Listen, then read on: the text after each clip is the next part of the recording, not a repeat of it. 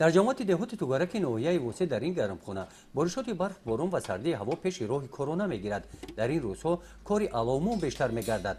барои дар ҳарорати мӯътадил нигоҳ доштани ҳавои дохили гармхона рӯзҳои 4 ва 5 декабр ки рӯзҳои ниҳоят хунук буданд, кароматулло дар як шабанарӯз ба қадри 100 килограмм сӯзишвории ангишт истифода намуд. дар берун ҳарорати ҳаво аз 0 дараҷа паст аст. гармии ҳавои дохили гармхона бошад зиёда аз 20 дараҷаро ташкил додааст. ин ҳарорати гармӣ ба нашунамои ниҳолҳои сабзавот мусоидат менамояд. ниҳолҳо дар ҳоли нашунамо қарор доранд. аз ҳамин гармхона як рӯз пеш хоҷагидорон ҳосили аввали бодириро ҷамъ оварда ба бозор бароварданд.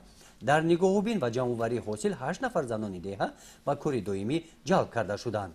мо занони деҳо дар хона хонашин бекор будем. дар деҳаи мо гармхонаро сохтанд, занҳои хонашин ба кор омадем. кор душворӣ надорад, маоши олӣ мегирем, созай зиндагимон бешид. бо ягон чиз дигар омӯхтен инҷа?